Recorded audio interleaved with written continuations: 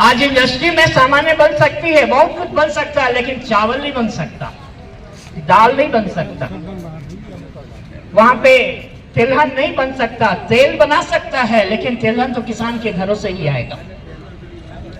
उस तिलहन, उस चावल, उस दाल को उत्पादन करने में एक किसान का कितना मेहनत लगता है, एक किसान का कितना खाद बीज लगता है, एक किसान का कितना उसमें सिंचाई में पानी लगता है, उत्पादन में कितना वक्त लगता है, इन सब को कैलकुलेशन के बाद उससे जो उत्पादन प्राप्त होता है वो किसान ही उसका मूल्य, सही मूल्य बता सकता है, जो कि अधिकार उसके पास नहीं है। अगर काश ये अधिकार किसान के पास होता,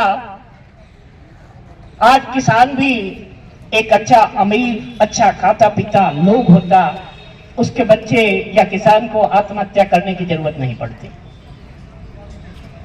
हम आप सबसे निवेदन करना चाहेंगे, इस विषय पे बहुत गंभीरता से विचार करना चाहिए और किसानों का उसका मूल्य का अधिकार लगाने का अवसर देना चाहिए। और इसके लिए आवाज हमें और आपको उठाना पड़ेगा उनकी तरफ से। किसान को तो यह भी नहीं पता कि उसको मूल्य निर्धारण का अधिकार मिलना चाहिए, वरना अब तक वो भी आंदोलन करते और उनको यह अधिकार मिल चुका होता। लेकिन हमारे गुरु प्रभु प्रणेता ने इस विषय पे विशेष ध्यान दिया और हम लोगों को जगाया है, हम लोगों को बताया है कि किसान को उसका मूल्य निर्धारण का अवसर दिलाना चाहिए, अधिकार दिलाना चाहिए।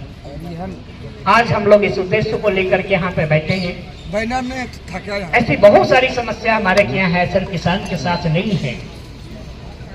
आज हमारे यहाँ सरकार, जो सरकारें आती है, लोगों को बीपीएल के लाइन में लगाने के लिए उनको मजबूर कर देती है। आ जाओ, लाइन में लग जाओ, इतना चावल देंगे, इतना चावल देंगे, इतना गेहूं देंगे। और हम लोग मजे से, हमारा समाज लग भी रहा है, अपने आप को बीपीएल में कहलाने में गर्व महसूस कर रहे हैं। लेकिन शायद आपको पता नहीं है कि जो चीज हमें फ्री में मिलना चाहिए, उस पर दिन प्रतिदिन में उसका लागत, उसका मूल्य बढ़ाया जा रहा है। और जो हमें हमारी मेहनत से हमें प्राप्त किया जा सकता है, उसको हमें फ्री में दिया जा रहा है। हमारे यहाँ शिक्षा फ्री होनी चाहिए, हमारे यहाँ चिकित्सा फ्री होनी चाहिए थी,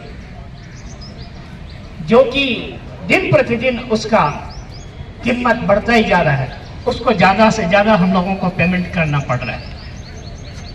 आप कंपैरिजन करके कभी देखें, आज खाने पहनने और रहने से ज्यादा खर्च हमारी चिकित्सा और हमारा शिक्षा में खर्च हो रहा है। जो शिक्षा और चिकित्सा लगभग विश्व के कई कंट्रियों में फ्री है, हमारे यहाँ उस पर अधिक से अधिक मूल्य चुकाना पड़ रहा है। मांग किसकी होनी चाहिए और मांग हम क्या कर रहे हैं? देने वाला भी देना क्या चाहिए और दे क्या रहा है? अगर यही नैतिकवादियों के हाथ में शासन होता, उनके विचार में अन्न फ्री नहीं होता, बल्कि चिकित्सा और शिक्षा फ्री होता। आज आप देखिए कि एक व्यक्ति एकदम शून्य में जी रहा है और दूसरा अर्थव्यवस्था में चरम सीमा छू रहा है। आज 16% लोगों के 16% लोगों के पास जो पैसे हैं, जो 86% लोगों के पास में नहीं है, होना चाहिए जो 86% लोगों के पास, वो आज है 14% लोगों के हाथों में चल है।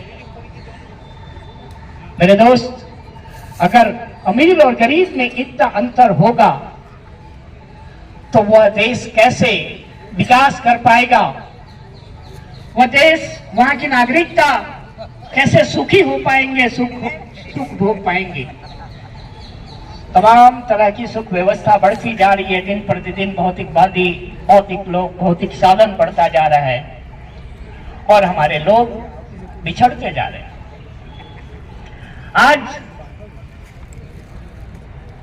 आईटी के जमाने में हम लोग हैं। 14% घरों के द्वारा इतनी पॉल्यूशन फैलाई जा रही है एसी का सुविधा वो लोग भोग रहे हैं, पेड़ पौधे वो कटवा रहे हैं,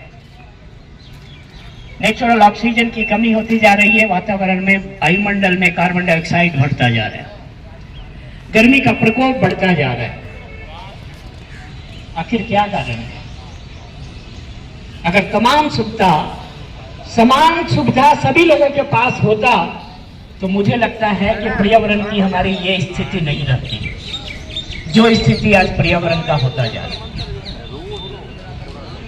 अगर नैतिक लोग होते, अगर ये प्रकृति के विषय में सोचे होते कि हम वो 10 परिवार की सुविधा के लिए एक एसी लगाए हैं और यहाँ हजारों परिवार को कार्बन डाइऑक्साइड सप्लाई कर रहे हैं, ये कभी उत्तम सोच नहीं है, नैतिकवानों का सोच नहीं है। और अगर ये सुविधा आपके पास में है तो तमाम लोगों के पास में भी होना चाहिए, उसे भी भोगना चाहिए, उसे भी उपयोग करना चाहिए।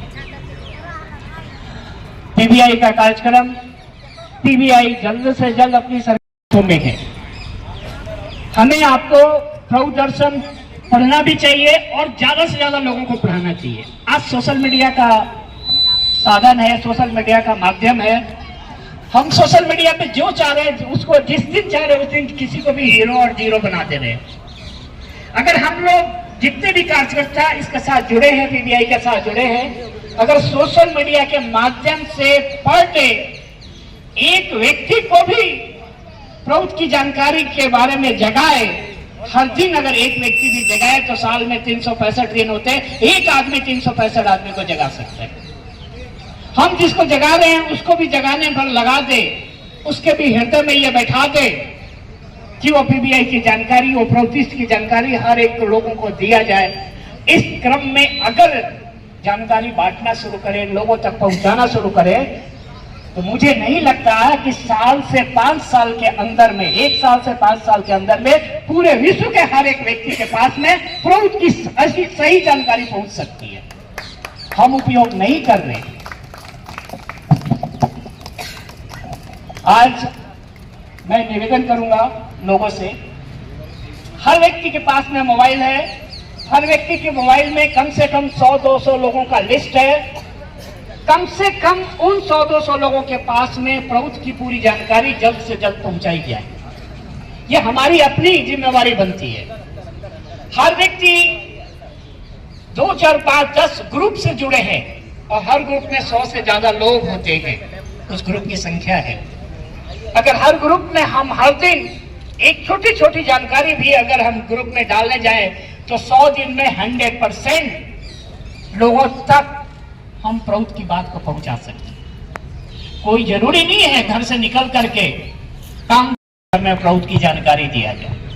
हम चाहे तो घर में बैठे दुनिया के एक गलत न्यूज को फैला देते हैं, तो ये दुनिया का विकास का जो सबसे बढ़िया माध्यम है वो प्रभु, इसके न्यूज को हम क्यों नहीं फैला सकते? हम अपना विचार नहीं कर रहे हैं, हम सोच नहीं पा रहे, हम कर नहीं पा रहे। हम तो एक ही चीज कहेंगे, हम ही है पीबीआई का बाधक और हम ही है पीबीआई का साधक।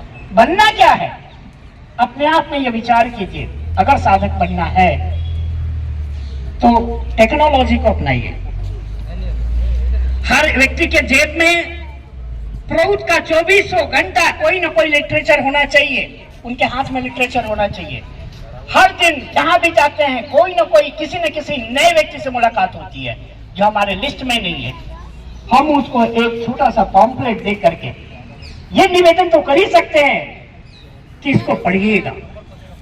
पढ़ने के बाद अगर कुछ अच्छा लगे तो मेरा नाम और नंबर नीचे है, एक बार संपर्क कीजिएगा। अगर आप ये पॉम्पलेट, अपना नाम नंबर लिखा हुआ पॉम्पलेट, अपना बुक्स, अपना लिटरेचर अगर किसी को देते हैं तो आपको भी अधिकार है उसका नाम और नंबर पूछने का। आप पूछ सकते हैं, नोट कर सकते हैं। आप 2 दिन, 4 दिन, सप्ताह दिन के बाद में आप उनका फॉलोअप कर सकते हैं, उनसे बात कर सकते हैं कि फला जगह आपसे मैंने मिला था, आपको पीबीआई का एक लिटरेचर हमने दिया है, वो माइक सामने से हटे। पीबीआई का एक लिटरेचर आपको दिया था, आपने पढ़ा क्या? अगर पढ़ा तो आपको क्या अच्छा लगा? आपको कुछ और जानकारी चाहिए, आपको और कोई लिटरेचर मैं प्रोवाइड कराऊं इसकी जानकारी के लिए, अगर वो हाँ बोलते हैं तो उनके साथ फॉलो अप करके उनसे दूसरा संपर्क करके फिर से दूसरा लिटरेचर उनको देना चाहिए। अगर इस तरीके से अगर हम धीरे धीरे करके भी आगे बढ़ते हैं और काम करते हैं तो बहुत लोगों के पास में ये जानकारी जा सकती है। आज हम लोग यहाँ पे धरना प्रदर्शन पे हैं। अगर लिटरेचर हम लोगों के हाथों में है या आसपास की अरेंजमेंट है तो अगल बगल के जितने भी लोग सुन रहे हैं उनके हाथों तक ये लिटरेचर अपना पहुंचना चाहिए। और ये धरना